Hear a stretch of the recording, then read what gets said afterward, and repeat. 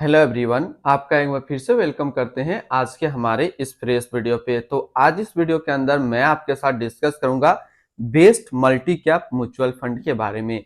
इसमें मैं आपसे डिस्कस करूंगा top 3 best multi cap mutual fund जिसने कि पिछले एक साल के अंदर काफी अच्छा रिटर्न दिया है और आने वाले टाइम पे भी ये काफी अच्छा रिटर्न दे सकता है। तो ये टॉप 3 म्यूचुअल फंड्स के बारे में मैं डिस्कस करूंगा कि इसने पिछले एक साल, 3 साल, 5 साल या फिर एनुअल रिटर्न क्या दिया है।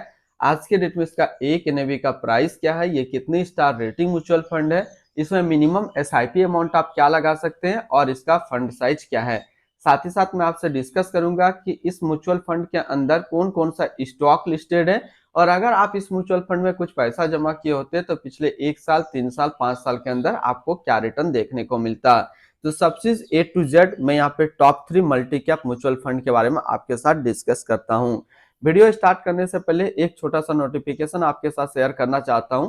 अगर अभी तक आपने अपना अप स्टॉक में डीमेट अकाउंट ओपन नहीं किया है तो जल्दी से इस वीडियो के डिस्क्रिप्शन में मैंने अपना रेफरल लिंक दिया है, आप वहां से अपना up stock demat account open कर सकते हैं। यदि आप मेरे रेफरल लिंक से ओपन करेंगे अपना डीमेट अकाउंट तो आपको 500 से लेकर के 1000 रुपए तक का कैश बोनस देखने को मिलेगा।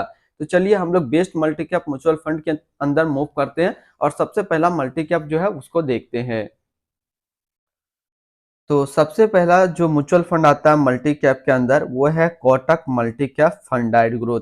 इसने जो एक महीने में रिटर्न दिया है वो दिया है 0.95% का रिटर्न है। 6 महीने के रिटर्न के ऊपर बात करते हैं तो 6 महीने में 25.27% का रिटर्न है। एक साल के रिटर्न के ऊपर बात करते हैं तो एक साल में 63.73% का रिटर्न है। और अगर एनुअल रिटर्न की बात करते हैं तो एनुअल रिटर्न है 23.62% का।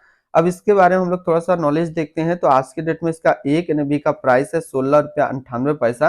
रेटिंग की बात करते हैं तो इसको किसी प्रकार का रेटिंग नहीं मिला हुआ है। इसमें मिनिमम एसआईपी अमाउंट आप 100 रुपया लगा सकते हैं। इसका जो फंड साइज है वो है 9629 करोड़ का। अब बात करते हैं अगर इस म्यूचुअल फंड में आप 5000 रुपया पर मंथ जमा किए होते तो 3 महीने में आपका पैसा जमा होता 15,000 रुपया, आपको मिलता 15,876 रुपया। 6 महीने में बात करें तो 6 महीने में आपका पैसा जमा होता 30,000 रुपया, आपको मिलता 33,438 रुपया। एक साल की बात करें तो एक साल में आपका पैसा जमा होता 60,000 रुपया, आपको मिलता 68,655 रुपया। अगर बात करते हैं इस म्यूचुअल फंड के अंदर आप एक बार में 1 लाख रुपया का लमसम किए होते तो 3 महीने में आपका 1 लाख रुपया 1,02,351 रुपया होता। 6 महीने में आपका 1 लाख रुपया 1,11,924 रुपया होता और एक साल में आपका 1 लाख रुपया 1,63,730 रुपया होता। इसके अंदर यदि हम लोग होल्डिंग देखें तो इसके अंदर टोटल स्टॉक लिस्टेड है वो टोटल 69 स्टॉक लिस्टेड है। अगर हम इसमें टॉप 10 के ऊपर बात करते हैं तो टॉप 10 में पहला नाम आता है Maruti Suzuki India limited, automobile के क्षेत्र पे है। हीरो मोटोकॉर्प लिमिटेड ऑटोमोबाइल के क्षेत्र पे है। Hindustan Unilever limited consumer steps, power finance corporation limited financial, Oracle financial service software limited technology, NTPC limited energy, Zomato limited service के क्षेत्र पे है। Bank of Baroda financial, Hindustan petroleum corporation limited energy, GAIL India limited energy के क्षेत्र में है। अब इसकी हम लोग होल्डिंग एनालिसिस को समझते हैं तो इक्विटी पे है 95.2%, कैश पे है 4.1% और डेबिट पे है 0.6%।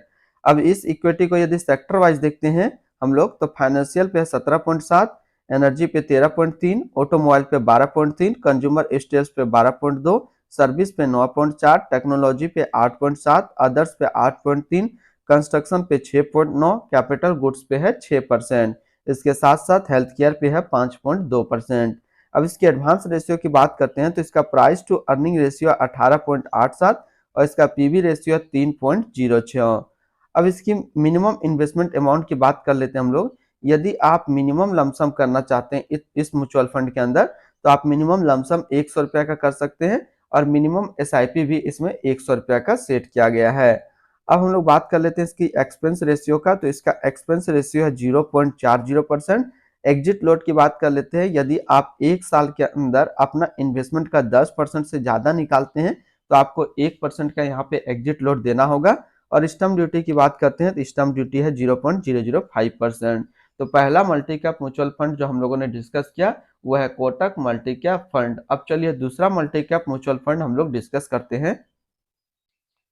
दूसरा मल्टी कैप म्यूचुअल फंड आता है axis multi cap fund direct growth.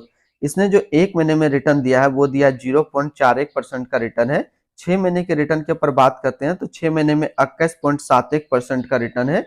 एक साल के रिटर्न के ऊपर बात करते हैं तो एक साल में 53.37% का रिटर्न है। और अगर एनुअल रिटर्न की बात करते हैं तो एनुअल रिटर्न है 18.74% का। अब इसके बारे में थोड़ा सा नॉलेज को देखते हैं। तो आज के डेट में इसका एक एनएवी का प्राइस है 14 रुपया 80 पैसा। रेटिंग की बात करते हैं तो इसको अभी किसी प्रकार का रेटिंग नहीं मिला हुआ है। मिनिमम एसआईपी अमाउंट आप इसके अंदर 100 रुपया का लगा सकते हैं। और इसका जो फंड साइज है वो है 5051 करोड़ का। अब बात कर लेते हैं, यदि आप इस म्यूचुअल फंड के अंदर 5000 रुपया पर मंथ जमा किए होते तो 3 महीने में आपका पैसा जमा होता है 15,000 रुपया, आपको मिलता 15,287 रुपया।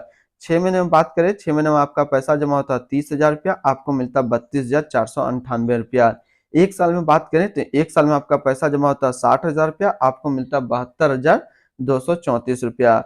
अब बात कर लेते हैं, यदि आप इस म्यूचुअल फंड के अंदर आप एक बार में 1 लाख रुपया का लमसम किए होते तो एक साल में आपका 1 लाख रुपया, सॉरी 3 महीने में आपका 1 लाख रुपया 1,01,580 रुपया होता। 6 महीने में आपका 1 लाख रुपया 1,10,322 रुपया होता। और एक साल में आपका 1 लाख रुपया 1,53,370 रुपया होता है।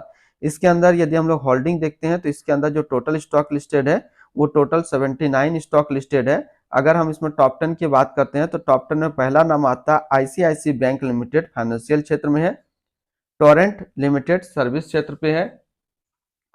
Persistent Systems limited technology, Birla soft limited technology, the Phoenix mills limited construction, Blue Star limited consumer discretionary, Cholamandalam investment and finance company limited financial, Brigade enterprises limited construction, Mahindra and Mahindra limited automobile, HDFC bank limited financial.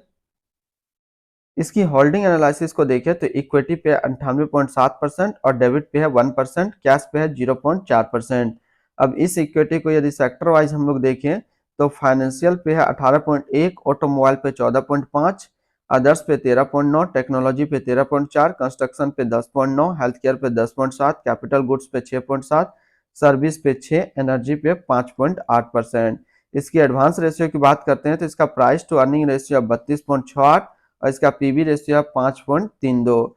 Minimum investment amount की बात कर लेते हैं, यदि आप minimum lump sum करते हैं तो मिनिमम लमसम आप 100 रुपया का कर सकते हैं और मिनिमम एसआईपी भी इसमें 100 रुपया का सेट किया गया है।